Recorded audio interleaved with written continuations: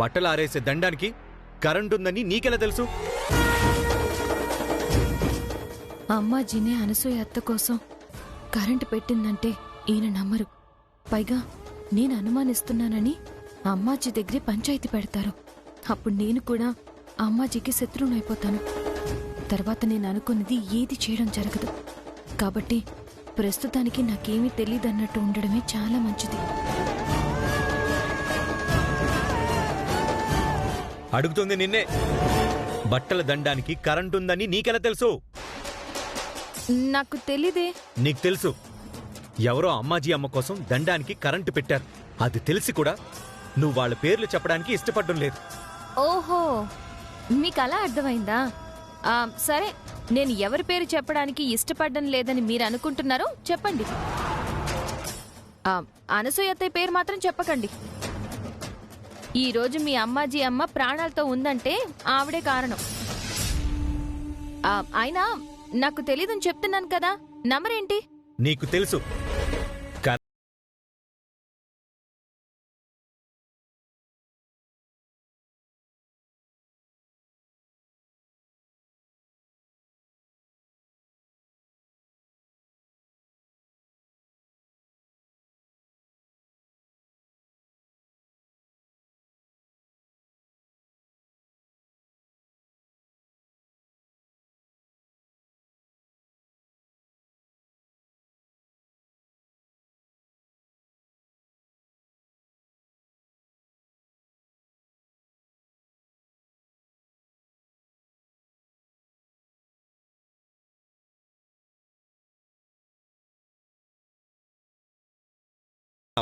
అవును.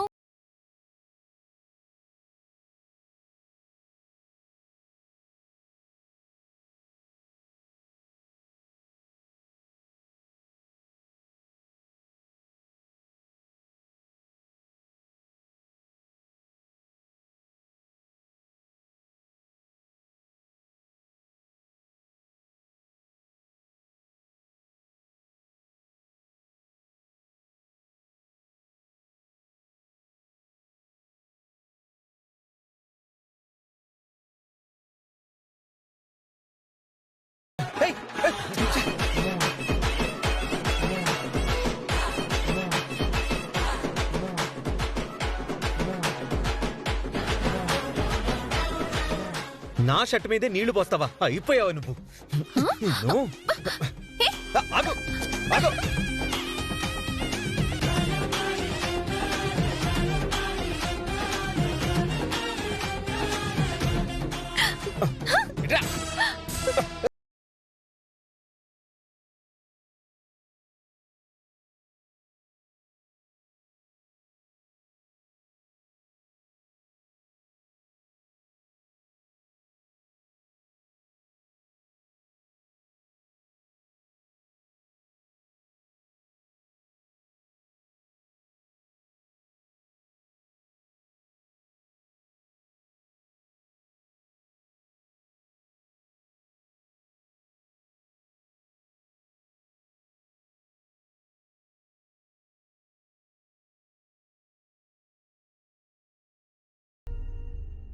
షర్ట్ బాగా తడిచిపోయింది కదూ.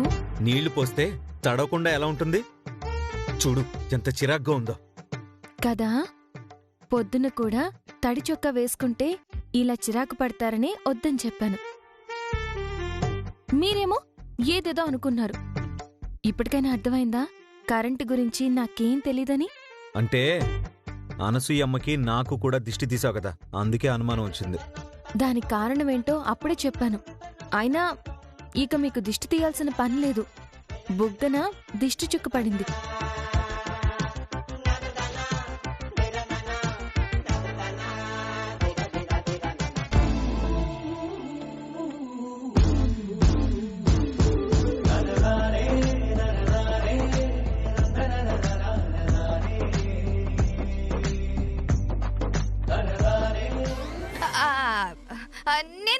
నేనే చూడలేదు.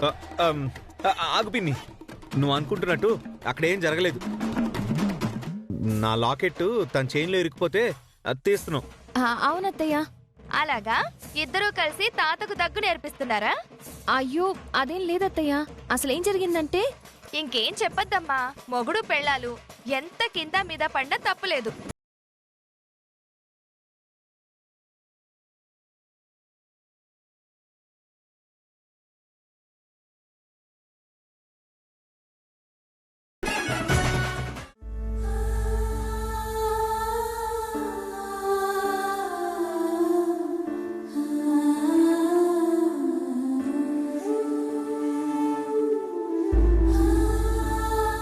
మీ అమ్మ మా అక్క ఆత్మకి శాంతి కలగలరా? తన ఆబ్దికం జరిపిస్తానని మాటివ్వు. చనిపోయిన మా అమ్మ కోసం కాదు, బ్రతికున్న ఈ అమ్మ కోసం ఒప్పుకుంటున్నాను.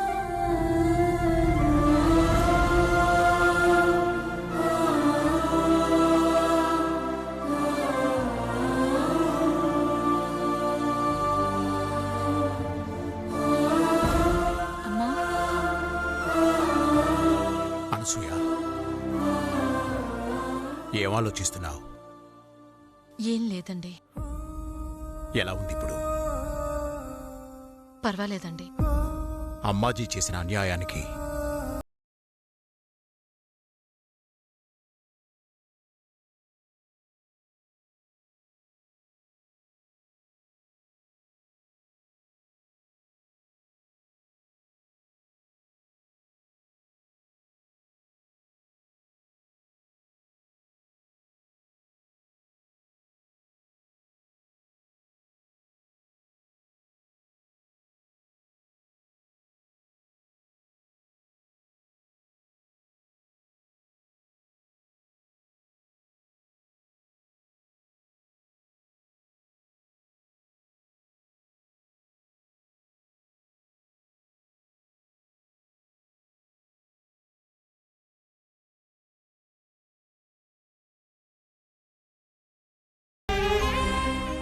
మళ్ళీ నిన్ను ఎలా బాధ పెట్టాలని ఆలోచిస్తుంది. నాన్న, అన్నయ్య పెద్దమ్మ ఆబ్దికం జరిపిస్తానని మాటిచ్చాడు. అవునా? అవునండి, కానీ నా మీద ప్రేమతో కాదండి, అమ్మాజీని కాపాడిన కృతజ్ఞతతో.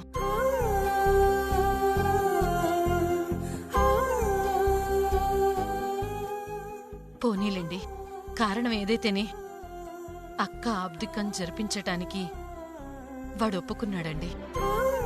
అది చాలు నాకు. కానీ ఆ అమ్మాజీ జరగనిస్తుందో లేదోనని అనుమానంగా ఉందండి. వాడు అమ్మాజీ అనుమతి లేనిదే ఎవ్వరికీ ఏ మాట ఇవ్వడు అనసూయ. కానీ ఒక్కసారి మాటంటూ ఇస్తే అమ్మాజీ కూడా అడ్డు చెప్పే ధైర్యం చేయదు.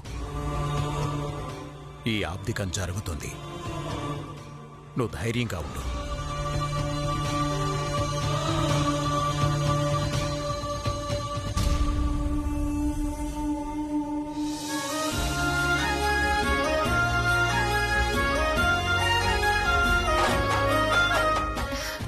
నాకు చాలా సంతోషంగా ఉంది. దేనికో? ఈ ఇంటికి వచ్చిన దగ్గర నుంచి చూస్తున్నాను, ఏ రోజు అనసూయత్త కళ్ళల్లో ఆనందాన్ని చూడలేదు. కానీ మీ వల్ల ఆ ఆనందాన్ని చూడగలిగాను. మీ అమ్మ ఆబ్దికం చేయడానికి ఒప్పుకున్నందుకు ఆవిడ ఎంత హ్యాపీగా ఉందో మాటల్లో చెప్పలేను. Anyway, thank you. నేనేమీ అనసూయ అమ్మ మీద ప్రేమతో ఆబ్దికం చేయడానికి ఒప్పుకోలేదు. కేవలం మా అమ్మాజీకి రక్తం ఇచ్చి తన ప్రాణాలు కాపాడిందన్న కృతజ్ఞతతో ఈ కార్యక్రమానికి ఒప్పుకున్నాను. ఎలా ఒప్పుకున్నా ఒక మంచి పనికి తలూపారు కదా. ఇన్నాళ్ళు శివ అంటే ఫైర్ బ్రాండ్ అనుకున్నాను, కానీ నీలో ఫైర్తో పాటు మంచితనం కూడా ఉందని ఈ రోజు తెలిసింది. నేనెప్పుడు మంచివాడినే, కానీ నీలాంటి వాళ్ల వల్లే చెడ్డవాడిగా ముద్ర వేయించుకున్నాను. నీలాంటి వాళ్ళేంటి, నువ్వే నన్ను విలన్లా చూస్తావు. అవుననుకోండి, అదంతా ఒకప్పుడు. ఇప్పుడు మీరు విలన్ కాదు, హీరోవి. నా దృష్టిలోనే కాదు, అనసూయమ్మ అత్తయ్య దృష్టిలో కూడా. ఇలాగే లైఫ్ లాంగ్ హీరోలా ఉండాలంటే మీరింకా మారాలి. అంటే ఏంటి నీ ఉద్దేశం? అంటే అనసూయ అత్తమ్మకి మీరొక చిన్న వరం ఇచ్చినందుకే మా అందరి దృష్టిలో గొప్ప మనసున్న వాడిలా కనిపిస్తే 18 ఏళ్లగా అమ్మ అన్న పిలుపు కోసం ఎదురు చూస్తున్న ఆ తల్లిని దగ్గరికి తీసుకుని ప్రేమగా అమ్మా అని పిలిచి ఆమె గుండె కోత తీరిస్తే మిమ్మల్ని కడుపులో పెట్టుకుని చూసుకుంటారు. మా అందరి దృష్టిలో మీరు హీరో కాదు, దేవుడు వైపోతారు. ఏంటి ఆబ్దికానికి ఒప్పుకున్నానని ఈ కోరిక కూడా కోరుకొని రమ్మందా మీ అత్త? నేను ఎప్పటికీ అమ్మాజీ కొడుకునే. కేవలం ఆవిడ్ని కాపాడిందన్న కారణంతోనే ఈ ఒక్క కోరిక ఒప్పుకున్నాను. ఆబ్దికం మాత్రమే నా చేతులతో జరిపిస్తాను. అంతకు మించి ఊహించుకోకు. బాంటరాయ్. ఏంటి?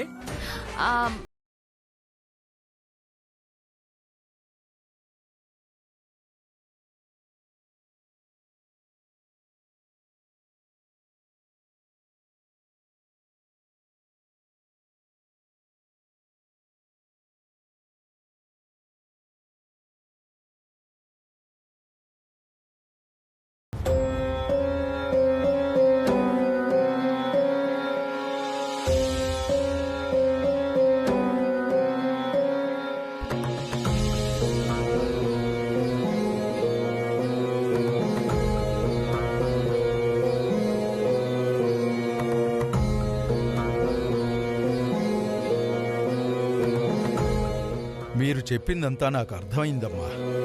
మీ ఇంట్లో రోజుకో ప్రమాదం జరుగుతోంది. మీకు మనశ్శాంతిగా ఉండడం లేదు. మనశ్శాంతి మాట దేవుడెరుగు. అసలు మా అమ్మాజీ బ్రతికుంటుందో లేదో అన్న పరిస్థితి ఏర్పడింది. ఏ పక్క నుంచి ఏ ప్రమాదం వస్తుందో తెలియడం లేదు. అవునండి, పాపం మా అత్తయ్య గారికి వచ్చిన కష్టం పగవాడికి కూడా రాకూడదు.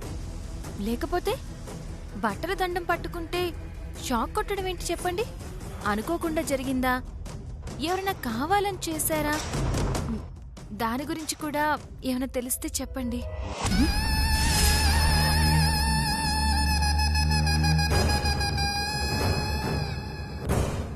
అట్టా ఎట్టా తెలుస్తుంది మే?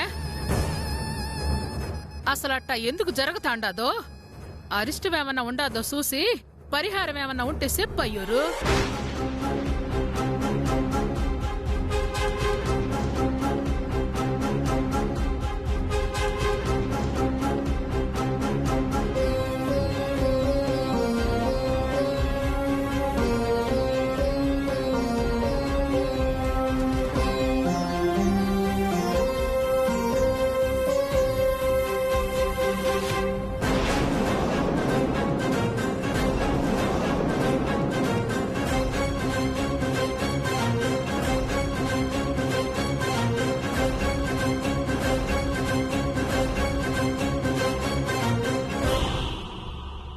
ఇంట్లో అరిష్టం రాజ్యమేలుతుంటే మనసులో శాంతిలా ఉంటుంది.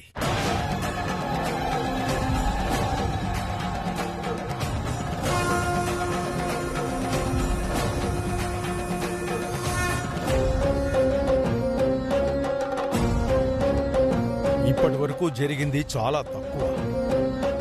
ఇంతకు మించి ప్రమాదాలు ఎదురవుతాయి. ఊహించని దారుణాలు చోటు చేసుకుంటాయి.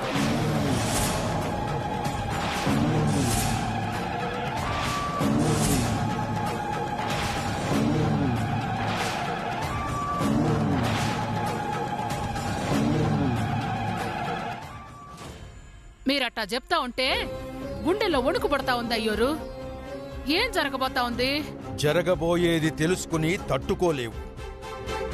జరిగాక తెలుసుకోవడానికి నువ్వుండవు.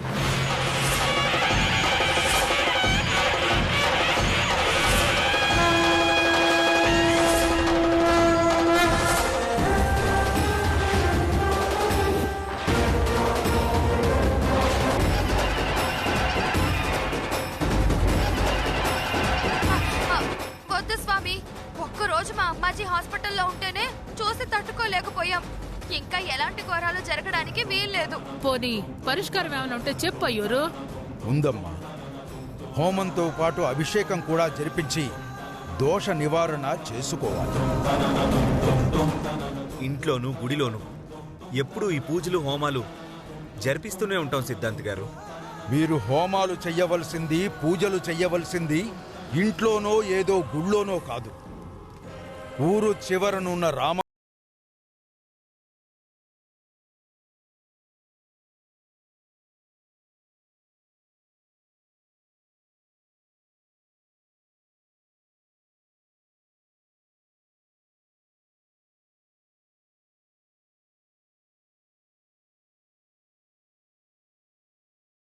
ఆడనా?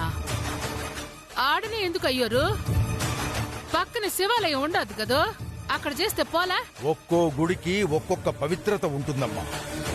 ఏ కార్యక్రమాన్ని ఎక్కడ జరిపించాలో అక్కడ జరిపిస్తేనే దానికి తగ్గ ఫలితం సిద్ధిస్తుంది. పైగా అక్కడ గుడి నిర్మాణం చేసింది, అక్కడ విగ్రహ ప్రతిష్టాపన గావించింది మీ వంశానికి చెందిన వాళ్లేగా.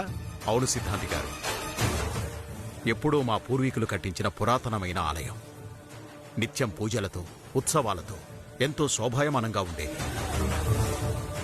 కానీ 18 ఏళ్ల క్రితం జరిగిన ఒక సంఘటన మమ్మల్ని ఆ గుడి మెట్లు ఎక్కనీయకుండా చేసింది.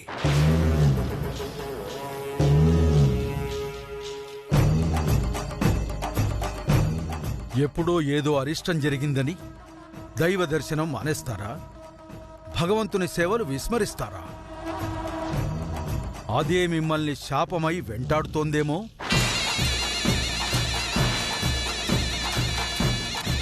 అందుకే వెంటనే నేను చెప్పినట్లు ఆ గుడికి వెళ్లి హోమాన్ని జరిపించండి. ఆ స్వామికి నిత్య సేవలు కొనసాగించండి. ఆయనే మీకు శ్రీరామ రక్ష అవుతాడు. లేకపోతే జరగబోయే అనర్థాల నుండి మిమ్మల్ని ఎవ్వరూ కాపాడలేరు. ఉత్తరాయణంలో సంక్రాంతి పోయాక కీడు పండుగ దాటుతుంది. ఆ తరువాత మీరు మీ గుడి దర్శనం చేసుకోండి.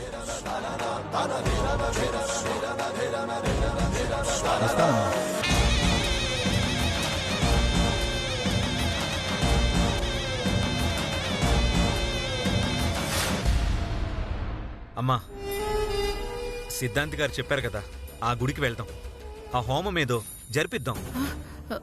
వద్దప్పా, వేరే యాడికన్నా పోదాం. ఆ గుడికి మాత్రం పోవడానికి ఈళ్ళ. అదేంటత్తయ్యా, ఆ గుడి పేరు చెప్పగానే అంత భయపడిపోతున్నారు?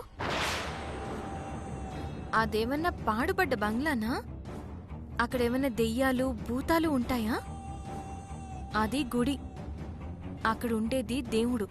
దేవుడే కదా అని దగ్గరికెళ్లే సాహసం అందరూ చేయలేరమ్మా.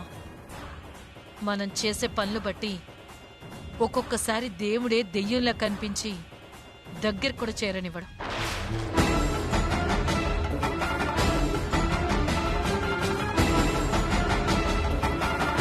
అమ్మా, ఎవరేమనుకుంటే మనకేంటి? నీకు మళ్ళీ ఏ ఆపద కలగకుండా ఉంటే అచ్చాలు. మనం అదే గుడికి వెళ్ళి హోమం జరిపిద్దాం. అవునక్క, సిద్ధాంతి చెప్పాక కూడా చెయ్యకపోతే కోరి మరి ప్రమాదాన్ని కొని తెచ్చుకున్న వాళ్ళం అవుతాం. సరేప్పా, అట్టనే గాని నేనైతే రానప్పా. మీరు పోయి ఆ హోమం ఏదో చేపించుకోండి. అదేంటత్తయ్యా, ఈ హోమం జరిపించేదే మీకోసం అయితే మీరు లేకపోతే ఎలా చెప్పండి? అవునమ్మా, నువ్వు రావాల్సిందే. లేదప్పా, మీరు పోయిరండి. ఇంత పిలిచినా రాను అంటున్నారంటే నాకెందుకో అత్తయ్య గారు ఆ గుడికి రావడానికి భయపడుతున్నారనిపిస్తోంది. నాకెందుకు మే భయం? నేనేమన్నా తప్పు చేసినానా ఏమి భయపడేదానికి? మరి ఎందుకు రానంటున్నారు? సరేప్పా, అట్టనే గాని సిద్ధాంతి చెప్పినాడు కదా, పండగ పోయినాక గుడికి పోయి ఆ పూజ ఏదో చేపిద్దాం. అనసూయ అత్తయ్య ఎందుకలా అన్నారు? పైగా ఈ ఇంటి పూర్వీకులే ఆ గుడి కట్టించారని మావయ్య గారు అంటున్నారు. ఏదో సంఘటన జరగడం వల్ల 18 ఏళ్లుగా అక్కడికి వెళ్లట్లేదని అన్నారు. ఆ సంఘటనే అమ్మాజీ భయపడ్డానికి కారణమా? అక్కడికి వెళ్తే నేను వెతుకుతున్న గతం తాలూకా ఆనవాళ్లు ఏమైనా దొరుకుతాయా? ఈ అవకాశం వదులుకోకూడదు. రేపు గుడికి వెళ్ళాక గతం గురించే అన్వేషించాలి.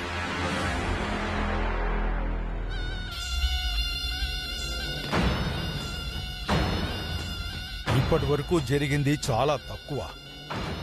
ఇంతకు మించి ప్రమాదాలు ఎదురవుతాయి. ఊహించని దారుణాలు చోటు చేసుకుంటాయి.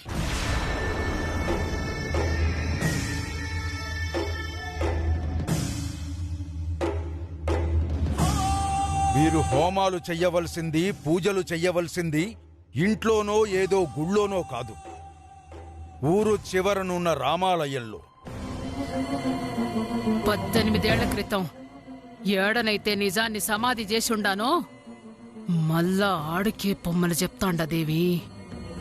సమస్య సక్కబెడతానని సిద్ధాంతిని పిలిచే కొత్త సిక్కు తెచ్చిపెట్టినాడే.